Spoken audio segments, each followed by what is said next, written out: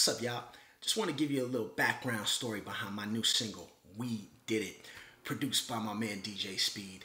And that's really where I'm going to start. I mean, shout out to Hype Call too, produced by Pro Sound, my man Hype Beast with the same team. But gotta give it up for DJ Speed for the beat first. And the cool thing about that beat is that it's got such a big sound. That's what Speed does so well, is that it's like an anthem sound to it. Kind of in the vein of Just Blaze or Kanye West, or something that somebody like Jay-Z would rap over. Dr. Dre does that so well on the West Coast. But to me, I felt like this beat is something I could play all over the world as well. And that's an important thing for me too. That's one of the things I appreciate from rocking a crowd in Taiwan to rocking a crowd in Amsterdam to rocking a crowd in Miami, is that I want beats, I want music that I feel can work anywhere. So first off, I was like, I like this beat. And especially now with hip hop, the way the sound is too, I felt like it can be old, it can be new, it can be in the future. Because I remember when Lonzo Ball said, nobody listens to Nas anymore. And I was like, that's blasphemous. How can you blast the God? But then I realized, maybe he does have a point. And I'm in so many schools and kids tell me their favorite rapper is Lil Uzi Vert. And I'm not dissing that. That's what they listen to. That's fine. But at the same time, I think that this is the type of record that those kids can also like. Because it's not like they only like the trap sound. So I was like, okay, I got the dope beat. Now, the rapper in me, the old rapper, I shouldn't say the old rapper, the young rapper in me might have been like, let's write some rhymes to it. Let's write some rhymes. But the seasoned artist that I am now, I recognize the songwriting to a song. So for me, the next step after you have the beat is a concept. So I'll write some rhymes, I'll come up with some concepts, but nothing was fitting for a couple of months, which is fine with me because I like to let the music kind of grow organically. I like my music to kind of reflect parts of my life. And so this part wasn't part of my life, but I was sitting at home watching the NBA Finals. A terrible NBA playoffs this year, right? But the one thing that did stick out is the end of it, is when the Golden State Warriors won the championship. Kevin Durant got up there and they said, is there anything you want to say? He was winning the NBA Finals award. And he said, we did it. We did it. Now, he was talking about his mom. And I thought that was cool too, because it wasn't like I just made it, but Mom, you provided me with this opportunity. And then it's not just him and his family, it's him and his team. And hip hop a lot of the times talks about, I'm the man, I did it by myself. And I don't agree with that concept. Like, it's cool to wild out and dance with that and jam with it, but I don't really agree with that concept. So I said to myself, that resonates with me. And it resonated with me because I'd just come back from a couple of really cool trips. In May, I went to Netherlands for New School Rules, and I helped organize a Canadian mission. So we were rolling deep. A lot of cool rappers, older rappers, younger rappers. And then the next month, I went out to France, and I was in the south of France, in Cannes, for Midem. And again, I put on a showcase with a lot of talent. And the thing about those shows are, it's not about being the best. It's not really, like, because there's so many different styles that people gravitate to one style, another style. But I just remember standing back in the crowd, and I do this from time to time nowadays, and I don't have to be on stage to feel like I'm part of it, right? And so I say we did it because we did it collectively, us, a team, and that's hip hop. That's about your crew. That's about your clique. I mean, right now, I got boys out in Asia. I got them out in Taiwan. I got my mans over in Europe. I don't want to single out names because there's multiple. I got people in the U.S. that are tight. This is fam. And so it's just cool to see a crew and collective of people all over doing it. And so to me, it's we did it. And it's that celebration vibe. And so I wanted to inject that in the song. So yeah, we did it. I got the concept now. And I was like, maybe that could work with that beat, right? So now I'm playing the beat. And I'm like, okay, feeling it. And maybe I should I'll throw on a beat in the background right now. We did it. Instrumental. There we go. Just put it down a little. maybe a little bit more. So, because right at this point, as I'm bobbing to it, I'm like, I just kind of feel like we did it. We did it. And right there, I was like, that would be a good one. Like, that's how we could vibe to it. But then I'm like, it needs a little bit more to it. I don't want to just say we did it. So at that point, I said to myself, okay, I don't want to be a king. You know, and so much of hip hop is about being, again, the king, being the man. And to compare it to basketball, I think it's like when you break in the league. So if you see a rookie, or if you could think of a guy who's just come into the NBA, when they first play, they're about themselves, right? They've always been the man. They've dominated competition. But now they're in the NBA, and they're young, and they're making some money, but you know, they're thinking about themselves. They're thinking about their contract, getting that money. You know, they're young. They're not thinking about a family, no responsibilities. But a lot of the young players are put on the worst teams. That's the way the NBA works. So now they're losing for their first time in their life. And as a rapper, that's what you go through a lot. As much as you see rappers winning, rappers go through a lot of losses, a lot of failures. They have to really grind their way to the top.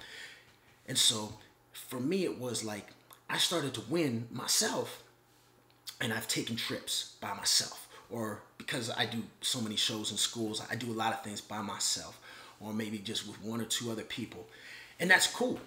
But I like it when I'm surrounded by like a crew, you know, like it just feels good, like the whole crew rolling. So I was like, and to take it back to that basketball reference, there's a lot of guys who will be in the league for several years, and then they say, money's not the main motivation for me. Stats aren't the main motivation for me. Touches aren't the main motivation for me. That football reference, right? So, but the main thing for me is winning. And to me, that's my main thing now, is I want to win. I want to be successful as a team, and I just want to be part of it.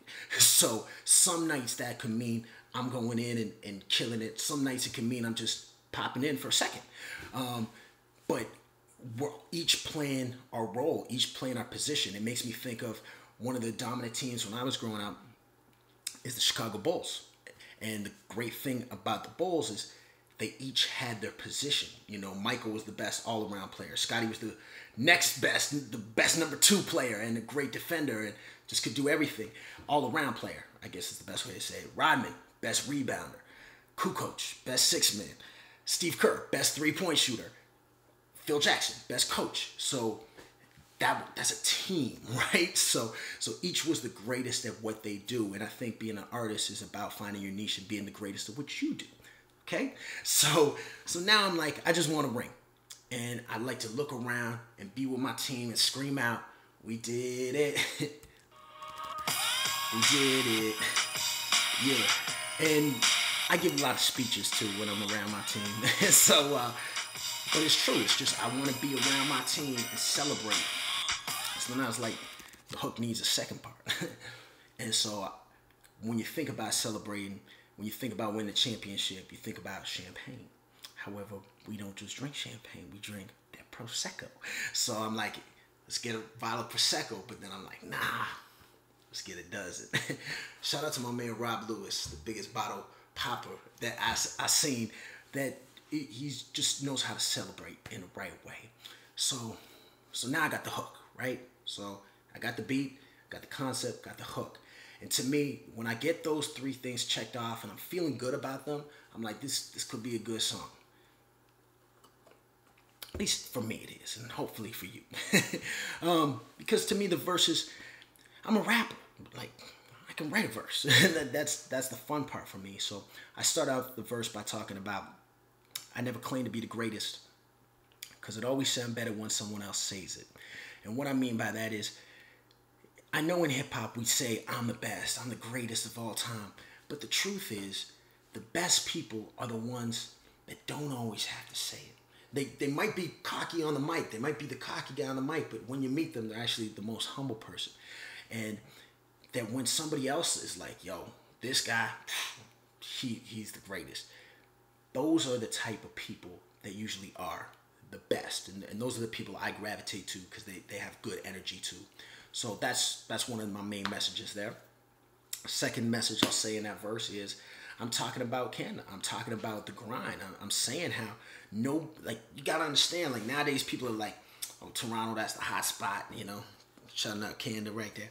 But Drake wasn't around when I was coming up. The Weeknd wasn't here. Bieber wasn't here. Shawn Mendes, Alicia Cara, like the list goes on. Like now you're seeing a lot of big success stories. But people were like, it's only gonna happen on the ice. That's my hockey impersonation. But people said it would never happen in rap. So now people are turning their attention. And for me, I'm saying we because it's a shout out to the rappers that I know that have been grinding since the 90s. And I love how these guys, they stay fresh because they still love hip hop. They putting it out, they doing it. And it's great to see them have their successes because I feel that's what we did it as well. Like we helped build this scene in Toronto and in Canada. And so that's what I'm getting at too. We did it. And I guess the final thing I'll say when it comes to the lyrics is the third verse, because I'm saying I'm not trying to be a king. I'd rather be a pharaoh. And that whole concept right there too is a big nod to KRS-One. So and Pharaoh Monch, and I met those guys for the first time, both together I should say. I met those guys on the same day, back in the day, right?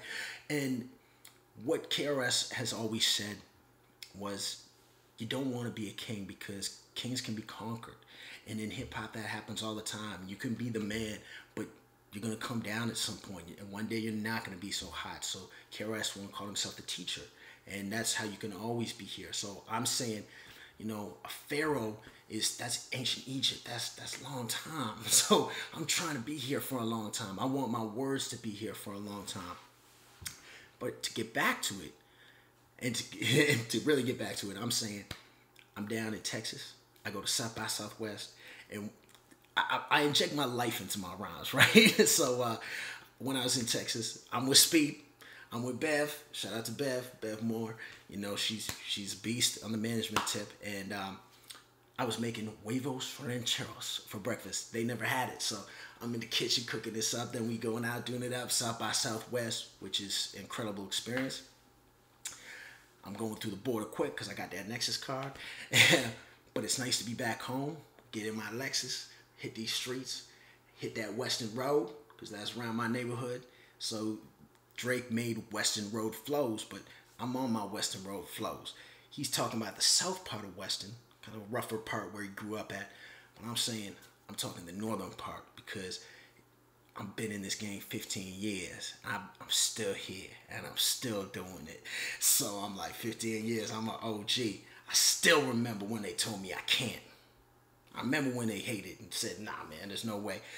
But I use that as my motivation and my inspiration because they still remember when they told me I can't. Then I touched down in a chopper when I showed up in Cannes. Because when I went out to meet them, I came in a helicopter. I was like, for a music video these days, let's do some cool stuff. So I took my GoPro and I said, my budget is just going to be to rent this helicopter because I've always wanted to do it. I've been out to Cannes like 8 times at that point. So I shot a video called No Traffic in a helicopter. And so to me, it was like, that was a made it moment of we did it. We did it. So that's we did it. And hopefully you've checked out the song. If not, I encourage you to check it out. And now you kind of have a little bit more insight to it.